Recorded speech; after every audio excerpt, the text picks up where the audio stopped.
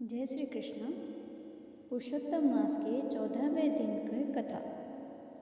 श्री नारायण बोले, राजा इसी प्रकार चिंताग्रस्त रहता था कि एक समय वाल्मीकि ऋषि उसके यहाँ आए। राजा ने जल्दी से उठकर भक्ति सहित उनके चरणों में नमस्कार किया। तब वाल्मीकि ऋषि राजा को शांत देखकर कहने लगे, हे राजा, तेरे मन में जो कुछ भी चिंता हो वह तुम बिना संकोच कहो, क्या बात है? दृढ़धनवा ने कहा, महाराज, आपके चरणों की कृपा से सब सुख है, परंतु हे विद्वान, एक बड़ा भारी संदेह मेरे मन में है। अतः उस वन के तोते के मुख से लगे हुए शूल को आप दूर कीजिए। वाल्मीकि ऋषि राजा के यह वचन सुनकर बोले, हे राजन, पूर्व जन्म में तुम द्रविड़ देश में ब्राह्मण के घर में ताम्रपर्ण के किनारे उत्पन्न हुए थे। सुदेव तुम्हारा नाम था। तुम धार्मिक, सत्यवादी, जितना मिले उतने ही में संतुष्ट थे। तुम्हारी स्त्री उत्तम गुणों वाली गौतम ऋषि की पुत्री गौतमी नाम से विख्यात थी।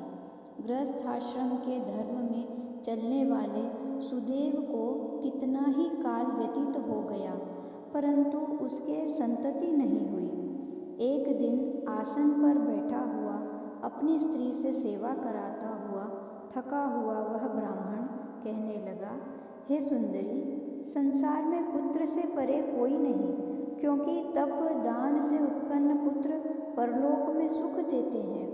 शुद्ध वंश में उत्पन्न हुई संतति इस लोक और परलोक में सुख देती है। उस श्रेष्ठ संतति को यदि प्राप्त न हुआ तो मेरा जीना ही व्यर्थ है। मैंने न पुत्र खिलाया, न उसे वेदाध्ययन कराया, न उसका विवाह आदि किया, अतः मेरा जन्म वृथा है। इसलिए मेरी मृत्यु शीघ्र ही हो जाए तो अच्छा है। मुझको आयु प्रिय नहीं है। इस प्रकार अपने पति के वचनों को सुनकर उस सुंदरी के मन में अत्यंत दुख हुआ और बोली, हे प्राणेश्वर, ऐसे तुच्छ वाक्य मत कहो। तुम्हारे जैसे वैष्णव शूरवीर कभी निराश नहीं होते। हे विप्र, आप सत्य धर्म में तत्पर रहें। आपने तो स्वर्ग जीता है। पुत्र की क्या इच्छा है तो हरि जगन्नाथ की आराधना करो। वह ब्राह्मण श्रेष्ठ अपनी धर्मपत्नी के ऐसे वचन सुनकर निश्चय के साथ ताम्रपर्णी नदी के किनारे चला गया। वहाँ जाकर पुण्य तीर्थ में स्नान कर महाभयंकर तप करने लगा। ऐसे उस तपोनिधि के 4000 वर्ष बीत गए। हे ब्राह्मण, उसके तप से त्रिलोकी कांप उठी। महाउग्र उस सुदेव का तप देखकर बड़े वेग से गरुड़ पर चढ़कर भक्तवत्सल श्री भगवान प्रकट हुए।